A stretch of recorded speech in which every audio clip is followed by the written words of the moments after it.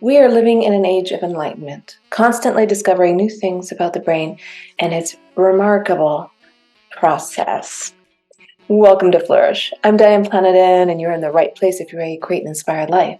And we do so by working on our own personal development, so we can be strong role models for those we love to mentor, and strong for our own personal well-being. Today, we continue our journey through the best-selling book called The Source by Dr. Tara Swart, and it is an excellent read.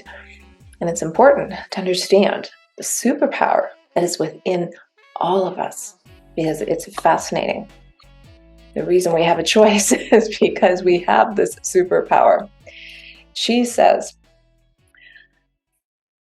the prefrontal cortex is vital for impulse control and predicting and planning for the future. That's what makes us humans different from animals.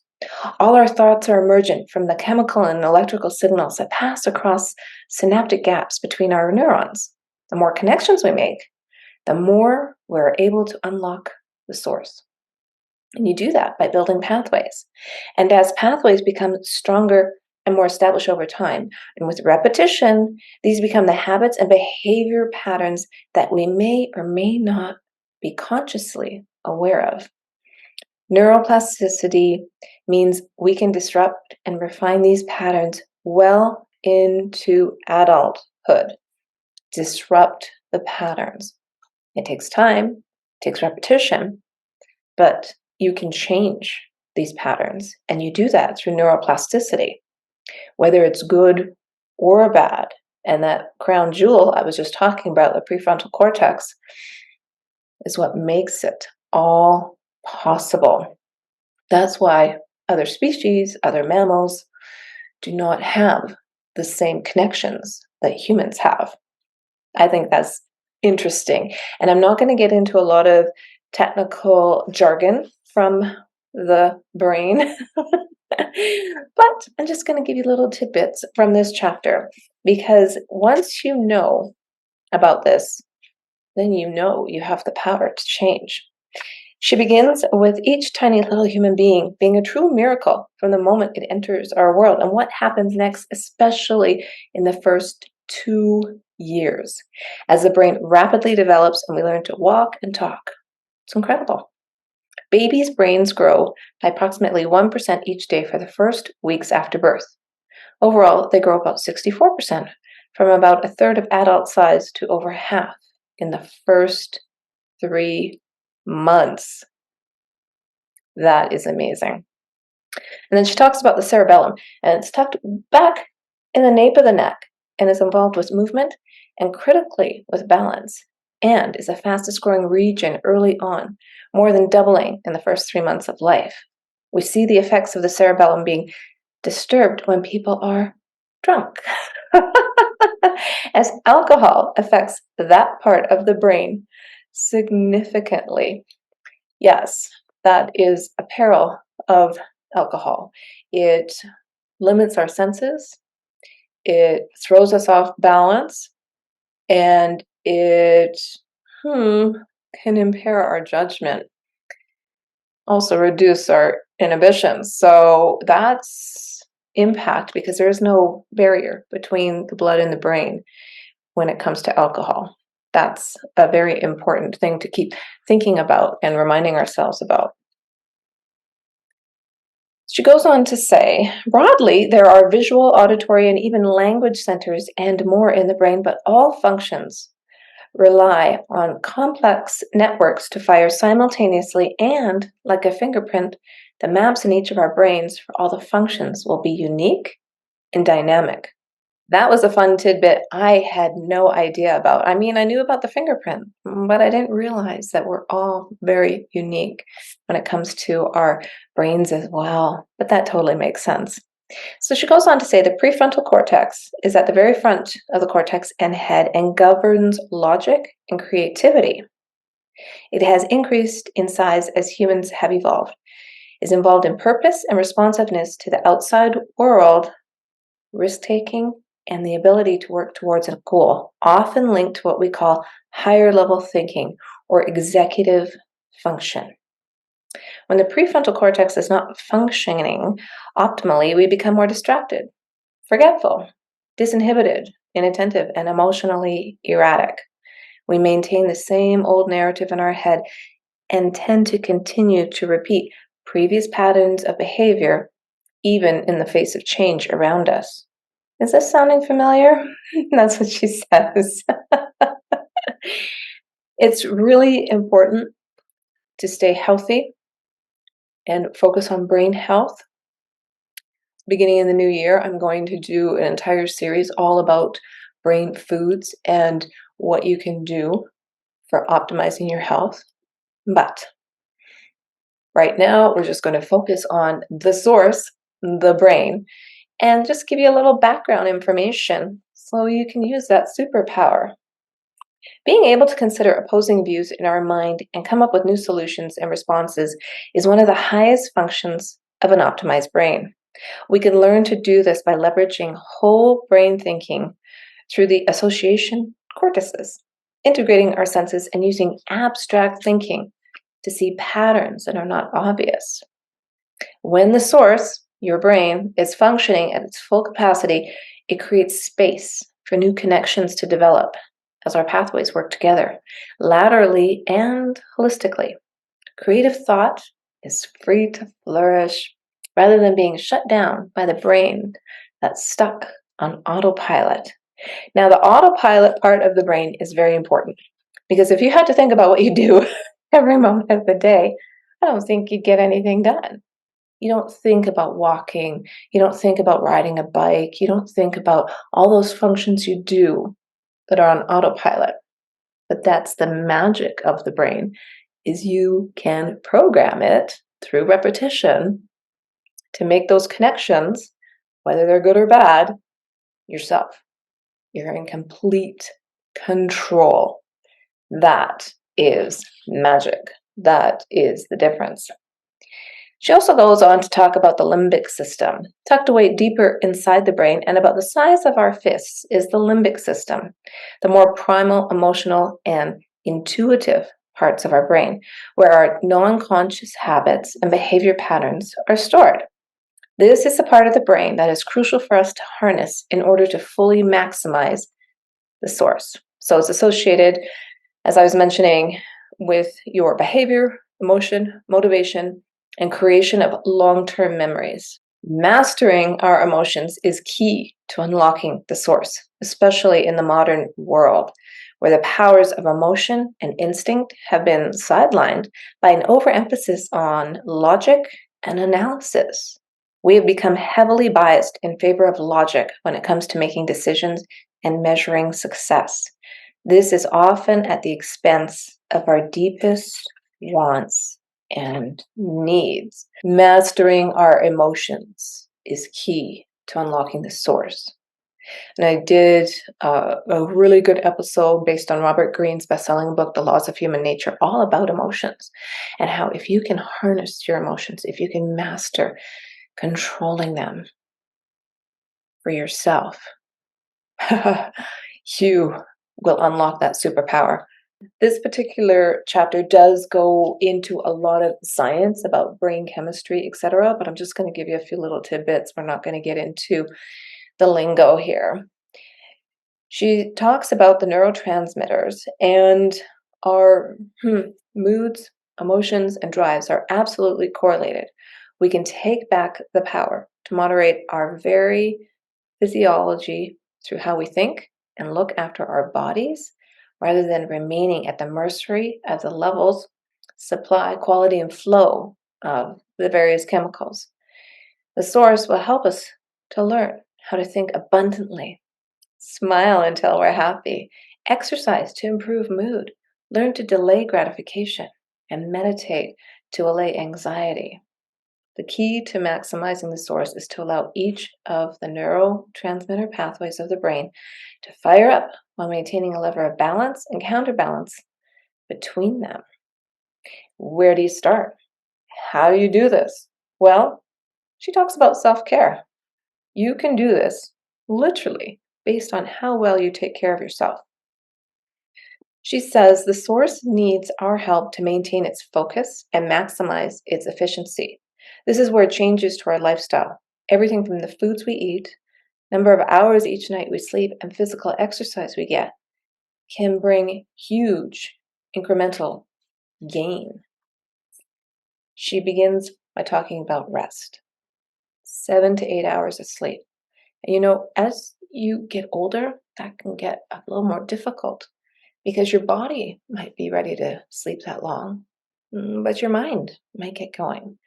Or you might be in a job that's shift work, or you have to get up before the sun gets up because you have to get out there and work on the crop. Different things like that. And she says there is a correlation between the amount of rest to Alzheimer's disease, obesity, and diabetes. The link between poor sleep and dementia is because the cleansing system of the brain, known as the lymphatic system, takes 7 to 8 hours to flush toxins out of the brain. So did you know that? That is how we rejuvenate the brain. That's why we need the sleep. That's how we can optimize our performance the next day. If you don't get enough sleep, how do you feel? Do you feel groggy? Do you drink too much coffee then? It's it's very, very important, and it's very important that it's regulated. And it's fascinating that that is how our brain releases the toxin. You can improve the quality of sleep. Next, she talks about fuel. Our brain comprises only 2% of our body weight, but uses up to 25 to 30% of what we eat, and it cannot store fuel for later. Research shows that being hungry impacts significantly on decision making, on big picture decisions, as well as minor ones. Eating a healthy and balanced diet rich in protein with some whole grains, because grains do contain all the essential amino acids that are building blocks of cells, and good fats. Yes, the good fats, the natural oils, the coconut oil, the olive oil, avocado oil, those type of oils is what she references in this book. So if you're fueling your brain / body with a cup of coffee and a couple of donuts, you're not really feeding it properly. And it's not going to accept and burn that energy. It's going to place it somewhere else on your body that you're not going to like. Just saying. The brain is smart, and it's only going to use up the energy that's good. That's good, powerful food. I love that. Next, she says hydrate. The brain is approximately 78% water, so it's easy to understand how brain function directly relates to hydration. A 1 to 3% decrease in hydration levels can negatively impact our focus, attention, and memory.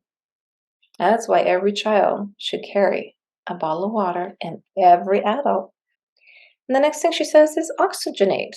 Exercise not only energizes our body and brain, causing us to breathe more deeply, which oxygenates cells throughout our body, it has also been found to improve neuroplasticity itself.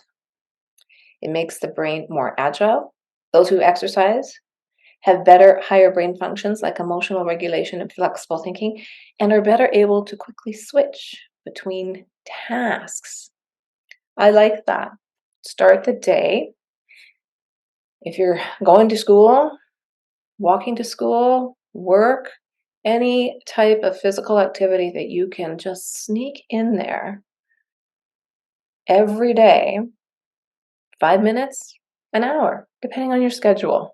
It makes such a big difference. And I actually noticed that last year when the kids were going to school after the bell would ring, the teachers would have them all walk around the block a couple of times. Why not? And actually, by walking around the block, you keep them more focused on the pathway versus just going outside and playing. You actually physically have to walk. Oxygenate the brain. Get that superpower, everything it needs. She goes on to say there was a study about the protein in our brain called BDNF, that means brain-derived neurotrophic factor, which has a direct correlation between exercising and not exercising. How you feel. If you're depressed, maybe you're not getting enough of that into your brain. In this study, the adults who performed a session of high-intensity exercise experienced higher BDNF levels and improvements in cognitive function. But what about how you feel while you're doing it? Believe it or not, when we do exercise that we enjoy, we release more BDNF than we do when it feels like a chore. And that goes for a lot of things you do, right? Intention appears to be important in brain activity. Wanting to do something characteristic of an optimistic, abundant attitude makes it more makes it more beneficial. So whatever that is for you, what do you enjoy doing? What's not going to be a chore? I'm just going to give you, for instance, think about it. When you're out shopping for Christmas, for holidays, for birthdays, for traditional celebrations, and you have to go to the mall, maybe it's not the shopping experience all unto itself that's making you happy. Maybe it's because you're out there, you're walking the mall, you're going from store to store, you're looking, but you're active. So if you're active and you love shopping, I'm not saying you have to buy anything, but maybe that's where you get your activity. Go to the mall. Maybe you like cycling, like I do.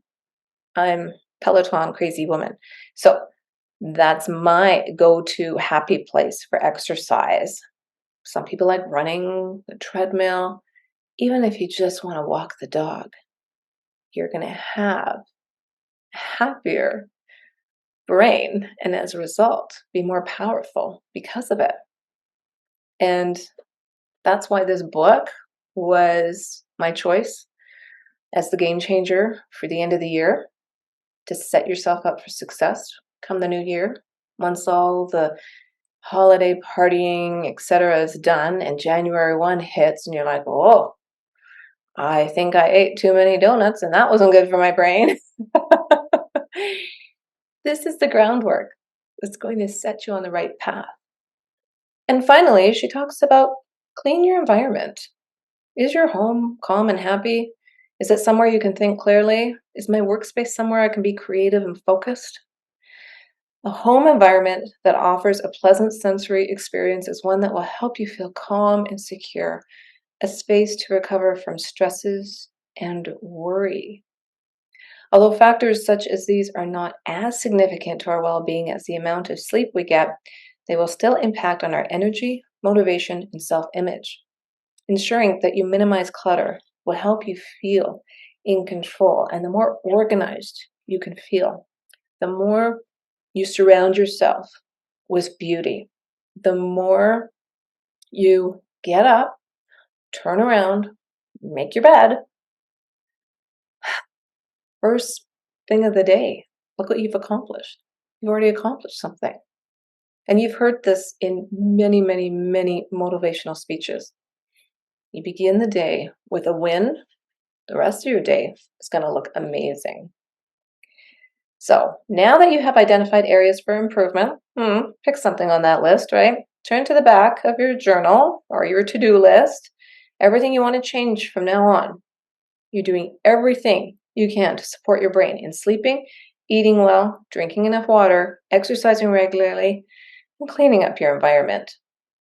The more respect we afford to our brain and body by prioritizing sleep, nutritious meals, and drinking plenty of water, strengthening our mind and body with exercise and mindfulness, the more positive energy we will have, and the easier it will be to be in balance with ourselves. Your body is your temple.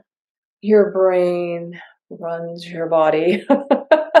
So you have to feed it very well. Keep hydrated. Get moving. Even if it just means going to the mall. Taking care of your brain will bring the brain, body, mind, spirit, intentions, intuition, all into balance. You'll live in alignment, and you will live a more inspired life. Well, if you like the show, share it with somebody you know, and hey, hit that subscribe button. You don't want to miss the next chapter. I'll see you then.